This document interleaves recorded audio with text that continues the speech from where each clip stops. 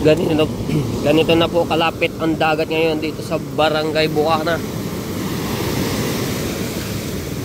Sobrang lapit na, oh.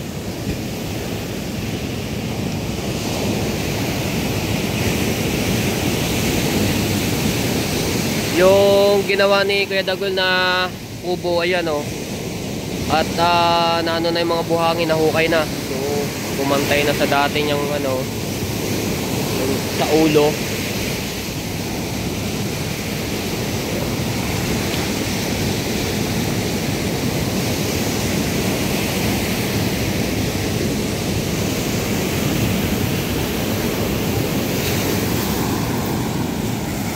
Oy! Yan, pumapatak pang ulan. Good morning mga Tsepo. Shoutout sa lahat of viewers na sumasuporta sa akin. Maraming salamat po. Umuulan pa. Silong muna ako dito kay Sherlando. Ano ko? Oy! Tirik ang pa ako. Gato to. Dito tayo dito. Oh, di ba?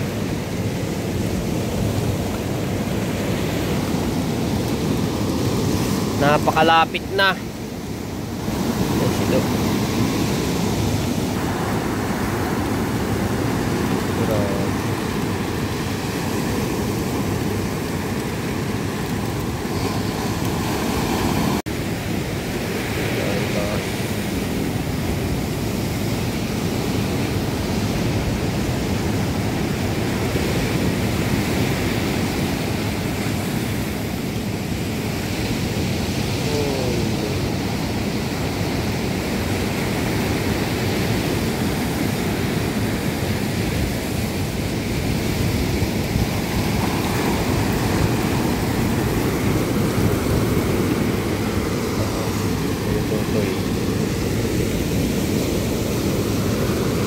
Ay, grabe. Kahapon hindi po ganito yung alon at medyo malaylayo pa. Ngayon malapit na. Naaabot na nga yung ginawa ni Kuya Obit na kubo, yung cottage, oh.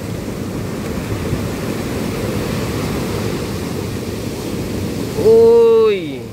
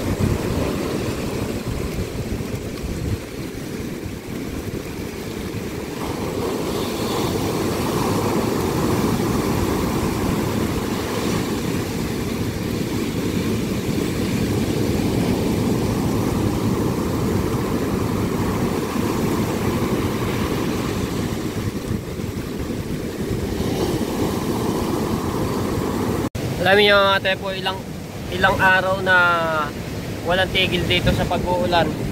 Grabe. Yung mga napapanood ko sa ibang lugar, sa balita, talagang lubog na lubog sa baha. Katulad na sa Bulacan, sa Zambales, sa Metro Manila, sa Cavite. Grabe na yung baha ang dito. Kaya mag-iingat-ingat po tayo palagi. Mga na darating na bagyo, tapos dalawa ang bagyo ngayon na si Dante tapos si Emong.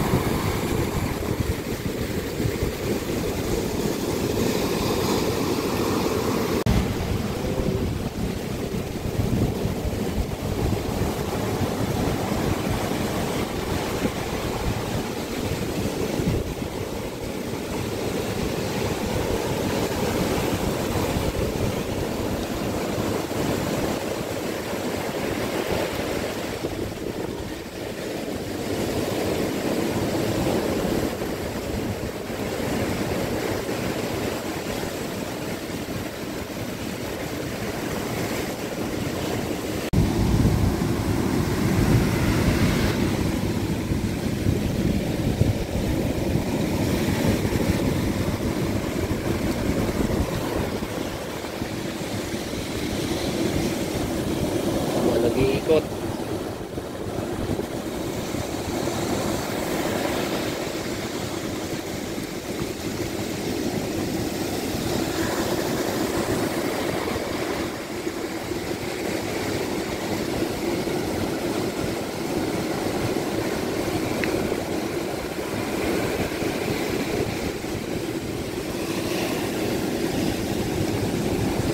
Hindi kayo ano yung bangka ni Body Tubal, oh, lapit na at nasa ano na siya ng Ilogilugan. Tapos ang Agos pa naman papunta doon.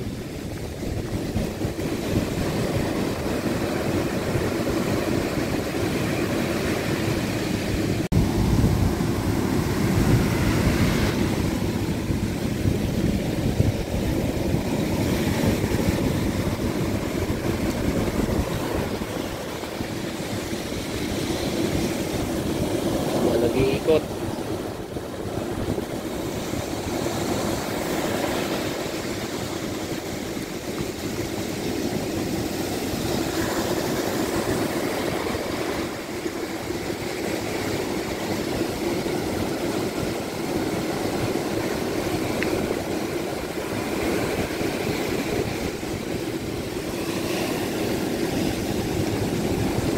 Hindi kayo ano yung bangka ni Body Tubal, oh, lapit na at nasa ano na siya ng Ilogilugan. Tapos ang Agos pa naman papunta doon.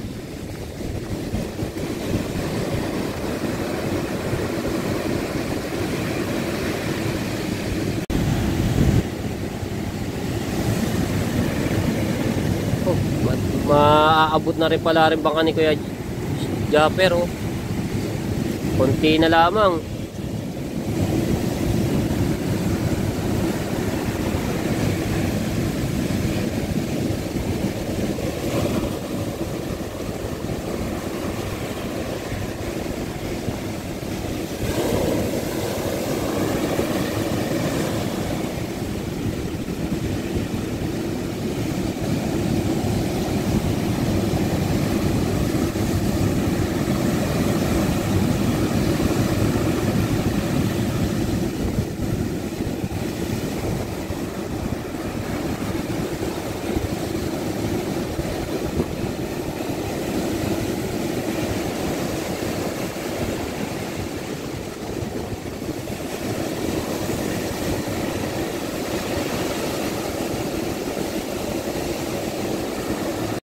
Alam nyo nga tayo po, yung puno na yan napakatibay. Hindi man lang ano siya, oh.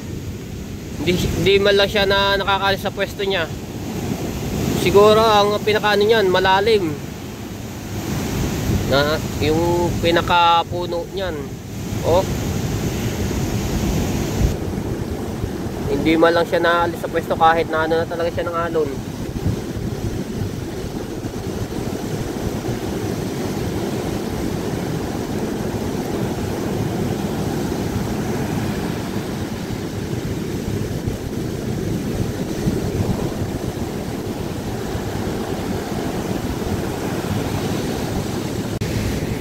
Naabot na ako dito ng malakas. Huwag lang hahangin ng malakas talaga. Ano ko? Gari tayo dito. Basta.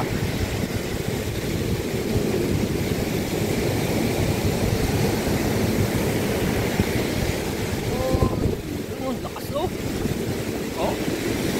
Si Kuya Japper wala na rin masabi sa mga nangyayari ngayon, no? Wala tayong magagawa. Ganyan talagang buhay. Pag talagang ano ng bagyo. Laki ng alon.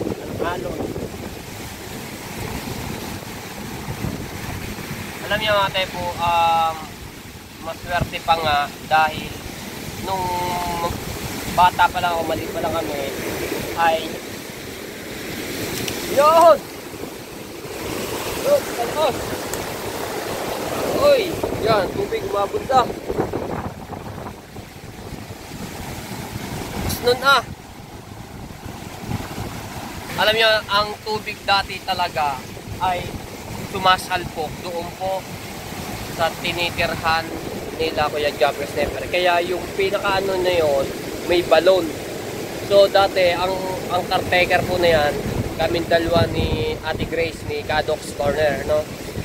So doon talaga ang alon pagka lumalaki, pagka gantong bagyuhan. Doon po talaga nasalpok ang alon. Maswerte pa nga dahil ang dagat nito ay lumayo pa, no? Talaga lumayo pa na lumayo, ganyan. Umano ng ilang dekada, ilang taon na lumayo yung dagat. So ngayon lang ito na lumalapit ulit yung dagat.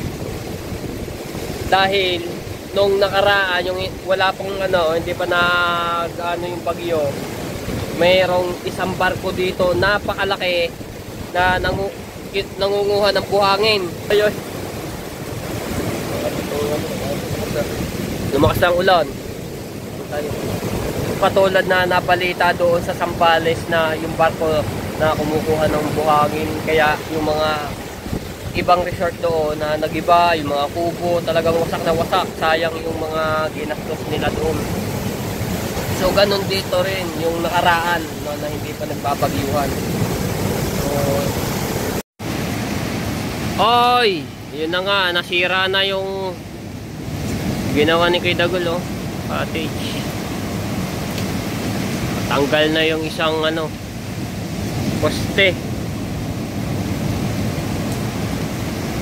Gumuho na, nabali na. Pati yung yung sa itaas.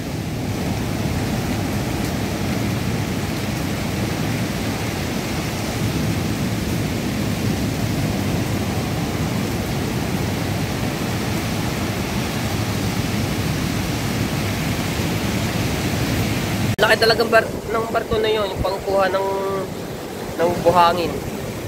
Grabe. Alright, sayap. Lumakas na lumakas, dumilim na.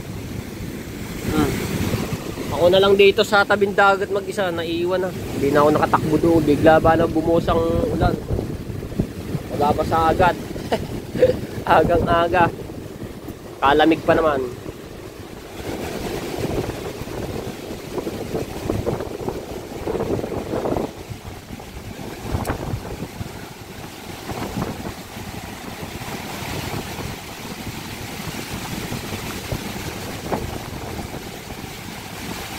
Ay, lumakas na.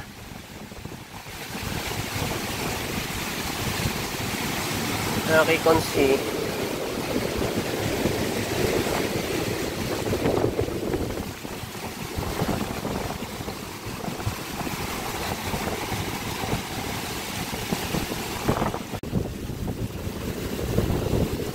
Oh, lumakas na.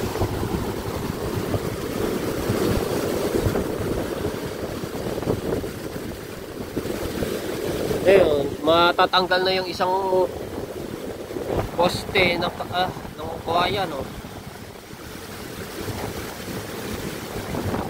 Tatanggal na yung isa at nahuhukay na.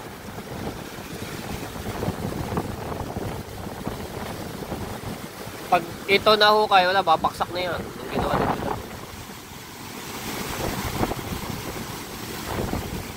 Yung isa patumba na.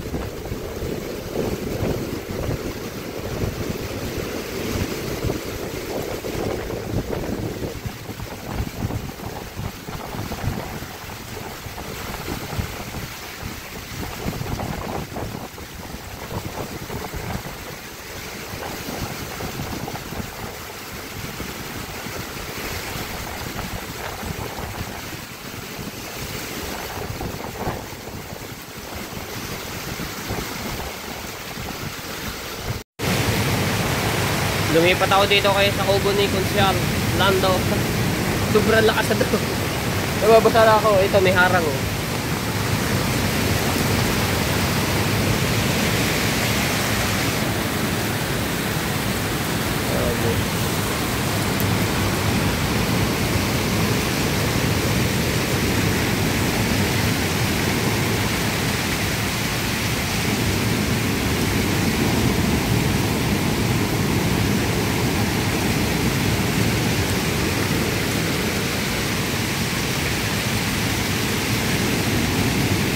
Tas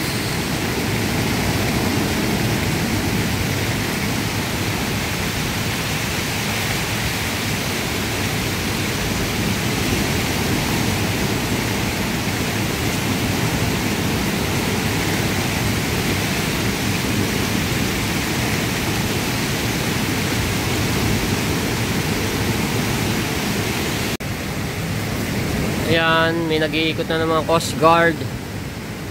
Oh. Nag-aano na sila. Nag-iikot na.